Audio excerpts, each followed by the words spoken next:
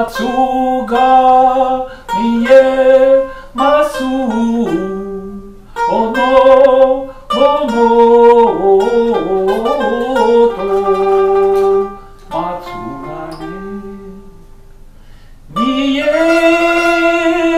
ますいぞ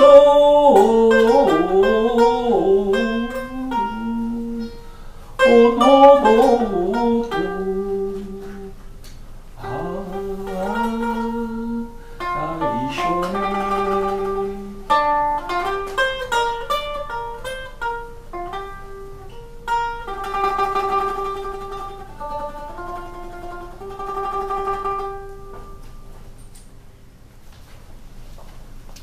Avant d'atteindre Pékin, l'avion. Avant d'atteindre l'avion, le train. Par chance, le personnage est installé au centre du wagon, à l'endroit où les fauteuils se font face. Place prometteuse, confort et observation. Dès les premières vibrations étouffées du départ, presque inexistantes, les premières gifles tombent, et les premières caresses aussi.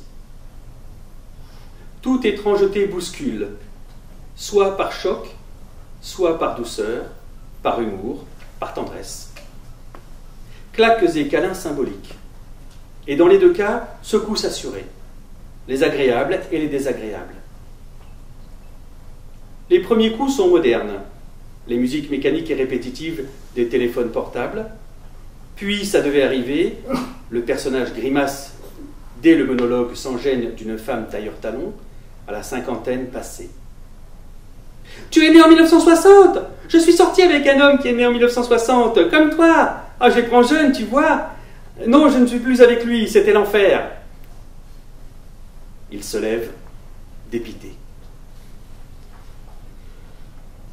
Aéroport de Roissy-Charles de Gaulle. Aérogare 1. Le camembert, comme l'appellent les initiés. Autre monde, autre degré d'étrangeté. Les langues en premier lieu. On y parle la langue de l'horizon, de l'ailleurs, de la distance.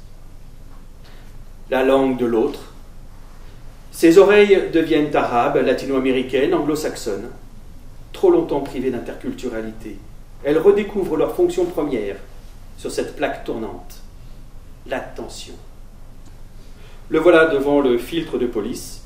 Regard, passeport, regard-visage, tampon. Un second tapis roulant, pendant plusieurs minutes, l'emmène vers le satellite de l'aérogare où l'on procède méticuleusement au dernier rituel d'embarquement. Repasseport, passage dans les portillons de détection des pratiques et des principes prohibés, un portillon pour les armes et un autre pour la poudre. Palpation. Derrière un agent de sécurité impassible, 2 coffres en plexiglas présentent les trésors de guerre. Canif, ciseaux, poignards et grands couteaux de cuisine, tous prélevés sur les passagers. Il entre dans la salle d'embarquement. Nouvelle étape, nouveau degré. Soudain, une annonce capte l'attention. Mesdames et messieurs, embarquement sur le vol 934 de China Airlines à destination de Pékin s'effectue à la porte 41. Embarquement immédiat. C'est le pays de l'art d'écrire, de l'art culinaire, du yin et du yang, de la connaissance du corps et de l'esprit, du tai chi chuan, de la médecine douce et des massages. C'est le pays de la pensée, de la sagesse, de la connaissance de soi. C'est le pays de Lao Tse, de Confucius, de Mao Tse et de Chuang Tse. C'est le pays de l'image, du symbole, du dragon. C'est aussi le pays de l'art de la guerre, de la hiérarchie, de la tradition et de l'inégalité. C'est le pays de la famine voulue et des gardes rouges, des vertus souillées et de l'extermination des lettrés. Tout savoir s'habille de soi et la médecine de plantes. Parc de la connaissance, jardin du voyage et de la pensée, maître et disciple comme apprenti d'un même art. Tout œuf de jade sait son poids, et la tasse, l'arôme de son thé. Vol majestueux des grues sur la natte des eaux, sage des palais. Le temps des allées du jardin d'été se promène à notre bras, pendant qu'une tortue gravit en nous des sommets lumineux. Tout près, un homme en chemise blanche face au char.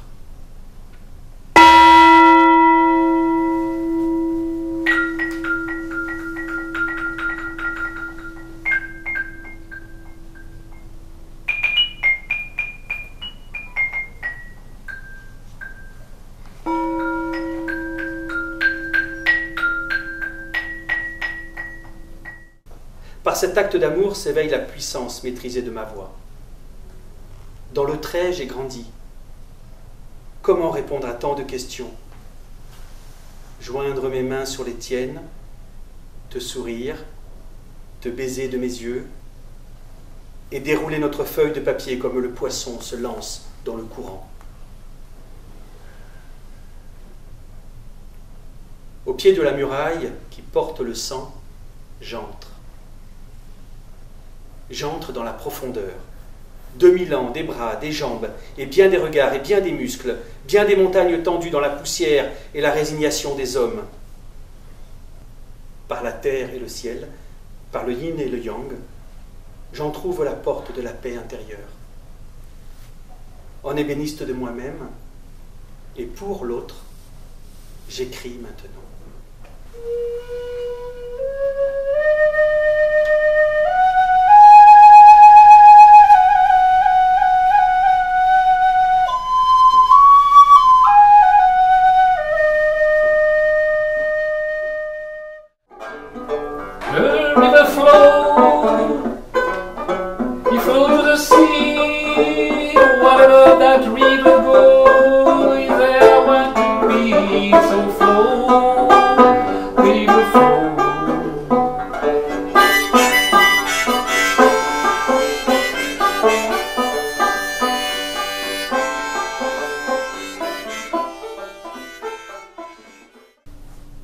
Dans l'Ouest américain, la lune et le soleil sont nouveaux. Tout a le goût de la première fois. L'immensité, la route, la liberté, embrassées comme des adolescentes. Vallée qui aboie de colline en colline, peau tétanisée de chaque côté de la route, et le ciel, ce ciel, en quête permanente d'un nuage à crever.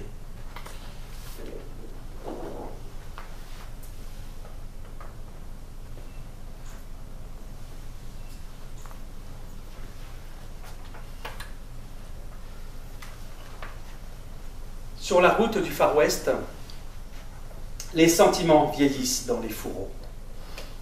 Toi et ma femme indienne, toi et ma femme cow-boy. On aime comme Calamity Jane, mais on respire comme Geronimo.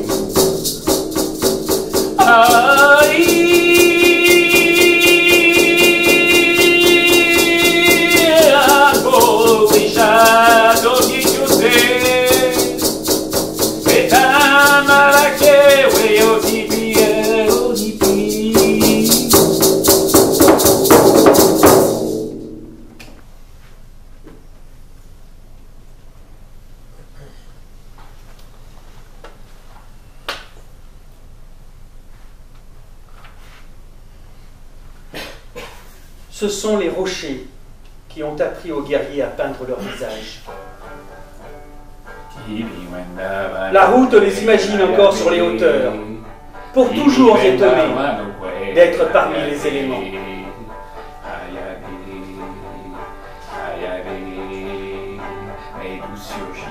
Sur chaque piton, sur chaque plateau, une plume, un regard, un torse. Les nuages sont rouges et les taureaux sont assis. Un couteau est émoussé. Leur esprit plane sur la route. Des pierres bougent dans la vallée de la mort. À des milles de là, les séquoias y consentent. En fin de parcours, un colibri butine un rayon de lumière. Et mon illusion d'avoir saisi la route.